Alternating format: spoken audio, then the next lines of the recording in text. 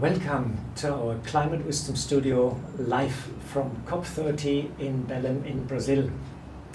We bring together experts from science, politics and spirituality to explore new solutions for the unfolding climate disaster. Myself, I'm Golo Pilz, and I will be tonight's moderator on a special topic, conscious choices for a world in transition. This climate conference has been purposely organized in Belém, in the middle or at the brink of the Amazon. And the Amazon spans almost 9 countries, is a treasure trove of biodiversity and covers 7 million square kilometers and is home to 35 million people. It's also often called the green lungs of our planet Earth and plays a vital role for our climate. Latest reports indicate that almost 35% of the Amazon forest has either been cut and cleared or is degraded. This brings the whole ecosystem to the brink of collapse and towards their tipping points or irreversible deforestation. Yesterday, indigenous people stormed the COP venue and there was a ruffle and shuffle at the entrance, and also today of the Climate Justice Flotilla arrived with 5,000 indigenous people at the river shore of Belém. These are all forest defenders, civil society campaigners, and they will all join the People's Summit, which is hosted at the University of Para. More than 10,000 civil society activists are expected at this COP30. They all are uniting in their desire to protect nature and the right and territory of traditional people. This is one of the reasons the Brazil government is pushing the Tropical Forest Forever facility to finance the preservation of the forest. However, on the other side, the industry, especially soya producers and oil companies, are pushing very hard for more concessions to exploit further the already stressed and weakened Amazon forest. I'm glad to have 2 spiritual leaders with us tonight and hope we can shed some more light on today's topic, conscious choices for a world in transition. We have with us Andreas Holmberg. He is the Bishop of the Stockholm Diocese in the Evangelical Lutheran Church of Sweden. Bishop Andreas is deeply committed to climate issues, has attended the COP27 in Egypt, and is a strong voice in Sweden's public debate on climate transition. Welcome, Bishop Andreas. Thank you very much.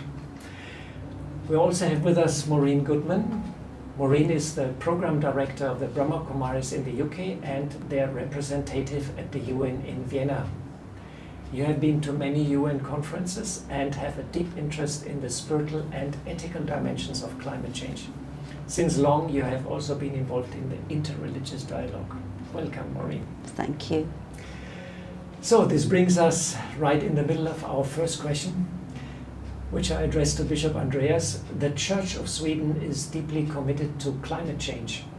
On a personal level, you also have written a pastoral letter on climate issues. I think it's titled, God Saw It Was Good. Yes. Yeah. It's a Bible citation. Yeah, very nice. Can you share some of your projects in the Church of Sweden and what brings you to the climate conference? Well, thank you. Yeah, like you said, the Church of Sweden is deeply committed to address the challenges of climate change, and we have an ambitious climate roadmap.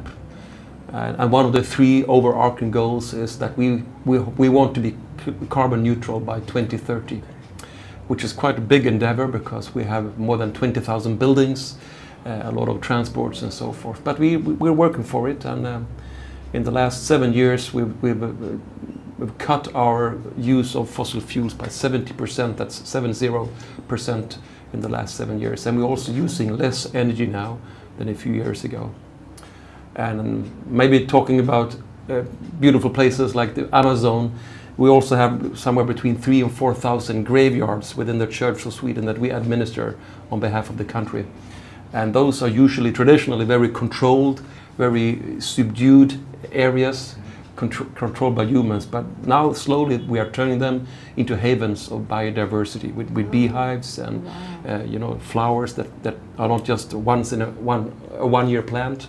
So they're really being turned into places of biodiversity. So those are just a few examples. And addressing your second question, what brings me to the COP is really to speak about values. I think values is really not spoken enough about at the COPs. There's a lot of talk about financing, about NDCs and new technologies, and all these things are very, very important. But we need to speak about values. You know, what makes us rich in life? What's the meaning of life? And especially in the part of the world where I come from Northern Europe, from the West, where we've been rich for a long time, I think we really need to rediscover the ability to be content and learn and grow and mature as human beings into being able to distinguish between what I need, what we need, and what we desire. Because of what I crave, because my desire means somebody else may not get what he or she needs. So we need to take a step back. And that's the choice of liberation, really, to be content with what I have rather than, desperately wanting to have even more. Why? So we speak about values. That's what I bring to the COP, and I bring that up in numerous conversations. Tomorrow I'm meeting the Swedish chief negotiator, and I will bring up the concept of, we need to speak about values also. Yeah, it's very interesting that you mention it, and I'm very glad that the Brazilian government has initiated the global ethical stocktake. Indeed, very good. And I think it's first time the presidency takes up this idea of ethics, what is actually missing, why we're not acting on the commitments already done in the past, and what stops us following actually what has to be done. Yeah. So ethical stocktake is there, and I think Mutti Rao is also going a bit in that direction. That means the indigenous concept of working together for a common mutual task. Yeah. So I think it's quite interesting that the presidency brings that in, and let's hope moral and ethics will come back on the center stage. Yeah. Thanks very much. Maureen, our topic today is conscious choices for a world in transition.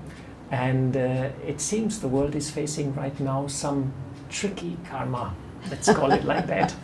Can you explain from a spiritual viewpoint the importance of making right decisions, how the choices and decisions of the past create our presence and influence our future?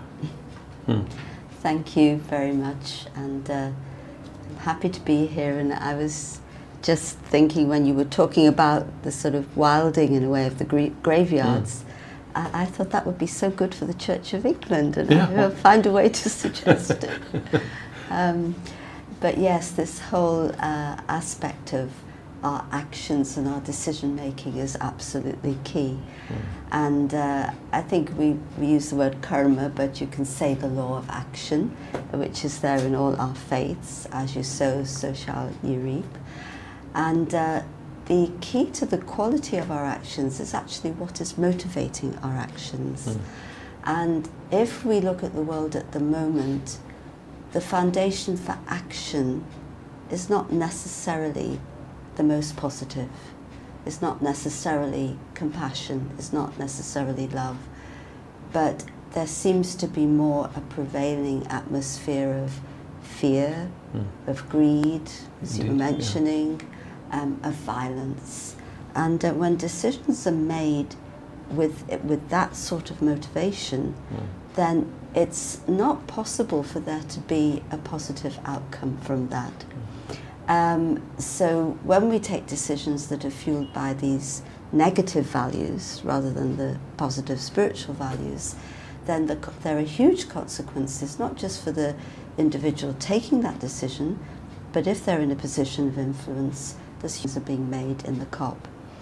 And there could be a point at which you can say, okay, some decisions are made out of ignorance, but you can't say that anymore. The science is too clear. Absolutely. And so if decisions are made putting the most vulnerable in front of you and thinking, is this going to benefit the most vulnerable of our humanity? Then decisions will be more compassionate in nature and more courageous. I think we need courage now and spiritual strength to take the decisions that will really benefit humanity. It's good that you mentioned about the most vulnerable today. Yeah. The flotilla arrived, and this is the COP with the highest number of indigenous people. And I think the presidency also wants them to be more heard. Yes. And they are trying to be more heard. They're planning for quite some programs, and they are really saying, this is our land, we're living from our land, please don't exploit it and destroy it. It's quite obvious, you know. In the COP for Biodiversity, I may have mentioned it here, there was a breakthrough in that indigenous people and local communities became an official subsidiary body. This was it was held in Colombia, again South American country, but in the biodiversity COP. And this is quite a breakthrough because it means that the governments have to consult. So I think these voices, it's heartening to know that these voices are coming to So the let fore. us see that the soft voices are prevailing in the Definitely. ocean of business interests and political talks, you know. I mean, going inside the COP is quite some challenge to orient and to keep your clear mind because of the situation, the noise, and a lot of people are there. Bishop Andreas, since quite some years, the interfaith movement is active at the COP. And a lot of efforts are going on to unite the voice of religion and faith and have more impact. It seems unity is at the foundation of ethics and are a key to steer the boat of humanity out of that stormy sea we're right now. Time also is getting short. The reports which are being published at the moment are all shocking, I would say. And how to unify the voice of faith and obtain more impact at the climate conference, but also on the world stage. What do you think? What is necessary? Well, that's a very good question, and I wish I had a really good answer, but but I think and this is only my second COP, but I think there are important initiatives. Sister Maureen and I both took part, together with about 100 other people in the Talanoa dialogue. That's a Fiji concept. With people from many different faith traditions, just 3 basic questions. I won't repeat them. I think that's one important step. Today there was a follow-up meeting. I couldn't attend it. There's also the tapiri going on at a different venue outside of the official COP arena, which is also an interfaith gathering, bringing together social movements with faith leaders from different traditions. So there are things going on, but I also wish that would be even more unified, and especially that the voice of people of faith would be reckoned much more. I said that in Idrit, I've been saying it this time too, that people of faith need to be at the table when negotiations are taking place. And I would wish for, or dream for, speaking to the second part of your question, that each country delegation would have 2 or at least 1 faith leader or other representative of a faith tradition in their official delegation at the table for the negotiations. Some countries do it. I spoke with a Canadian woman, a Christian woman. She's on the Canadian country official delegation, and there are some countries in Africa, as far as I know. But I think each and every country should have that, because there are people of faith in all countries, and because we share, even though our beliefs may be different in some senses, we share our love for nature, for the creation. And that brings us together, and we share the concern for generations to come. So I really think we should be at the table, and that would maybe change the mood of the negotiations somewhat. That's very interesting, and maybe when Maureen makes the little reflection a bit later, we can meditate for unity of the religions, which is an old tricky topic, I know. It's going on since it's going on a long time back. Perhaps rather than unity, perhaps the word harmony Harmony is very appropriate yeah. and possible. Or unity in diversity. That's another way to put it, maybe. Maureen, that brings me back to you. You have been engaged since many years in the interfaith activities at the COP, and the whole topic is quite close to your heart. And I even saw tucked away in the COP somewhere is a meditation and a prayer room. Oh, right. But it's not so easy. Oh, I didn't discover it so far. I also didn't, so we will look for it tomorrow. I saw it. When I was looking for something different, I stumbled upon it.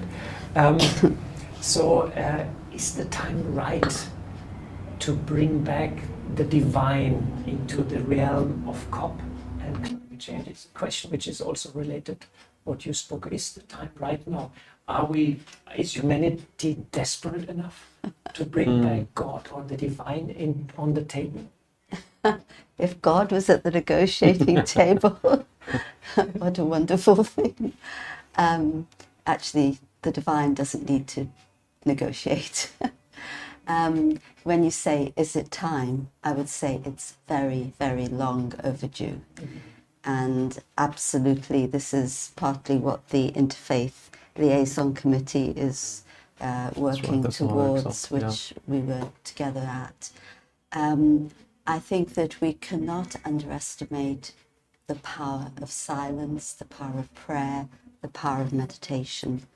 We get so involved in doing, and we forget that the doing has to come from the being.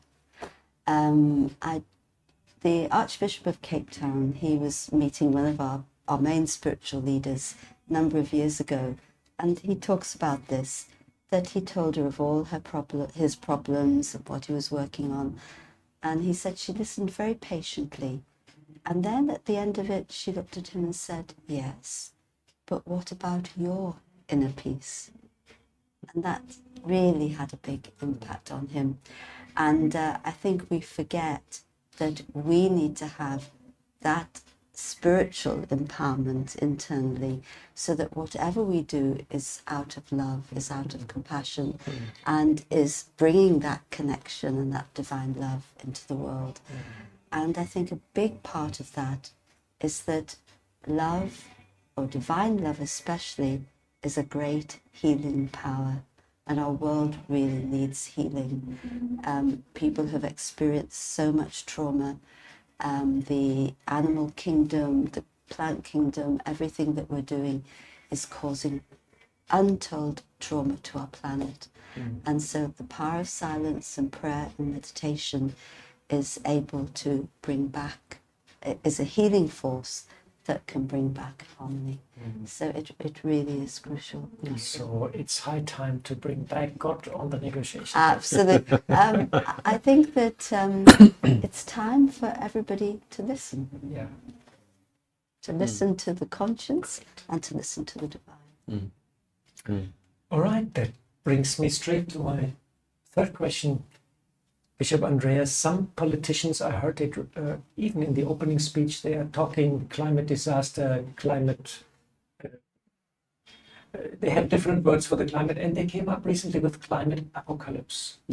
And this resonates deeply with Christian belief system, and indeed the times are dark and they are critical. How can God consciousness help us to build up inner resilience and hope and guide us in these times? Because, we meet so many people, there's a lot of anxiety now about negotiators. They don't know where to go anymore.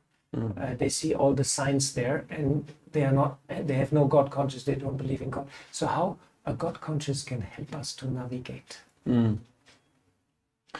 Well, I certainly think Sister Maureen spoke to a large part on that question. I think that was what you laid out. And I think the divine, or God, if you may, is at the core of my own hope, and I think the hope of so many people and many of the viewers is the conviction that God is engaged, that God is passionate about her creation, that God is not distant or afar or uninterested. God is here. God is involved, and that's indeed the core of the Christian hope and faith, and I think of many other traditions as well. the presence of the divine. And of course, at the heart of the Christian faith is the firm belief that God loves us, not because what we have accomplished or managed to do, or whether or not we have succeeded in different ways, but because we are unconditional love, and love loves us as we are. And you know, standing on that rock foundation of life also means a vocation, a calling from the divine to involve ourselves, to put ourselves out there, and to contribute with all that I am, with all that I can, towards the healing of the world, of other people, of our co-creatures, you know, the birds, the fish, and all these lovely co-creatures that we have. Personally, I put on this purple shirt every morning as a bishop. I kiss the cross of Christ, and I say, okay, Jesus, let's go. One more day. I'll try to serve you. I have my strengths and my gifts, but I also have my vulnerabilities and my faults. But nevertheless, this is me. Use me for your service and for the service of people and creation. So it's really about, I think that's a foundation for our resilience, which is spoke about. Resilience come from being firmly rooted in the conviction that I am loved. And because of that, I can give myself fully. I can put myself out there, make myself usable. So basically, you have to inspire people to open up to God's love. I think, yeah. That's our job actually here at the climate conference also. Wonderful. All right, these are great inspirations for us and probably also for our viewers. And with just a couple of minutes left, and maybe Maureen, you can guide us in a meditation and let us bring back the divine on center stage. Thank you. So let us sit together with one thought. The awareness of the gifts that God has given us. And to remember that we as souls, spiritual beings, inhabiting our physical bodies, we have inner treasures of our original state of being. The treasure of peace, the treasure of love, the treasure of wisdom.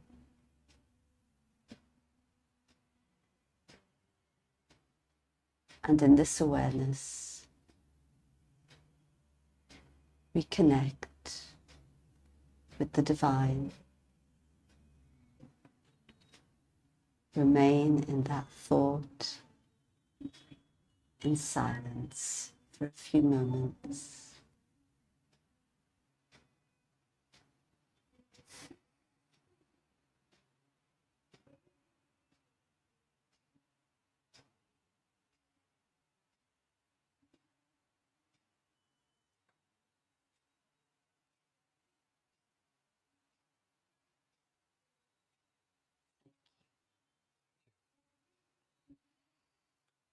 Very much, Maureen, taking us in this realm, and I hope you can hear the outside music a little bit. I hope it's not too much disturbing. And it was a nice experience.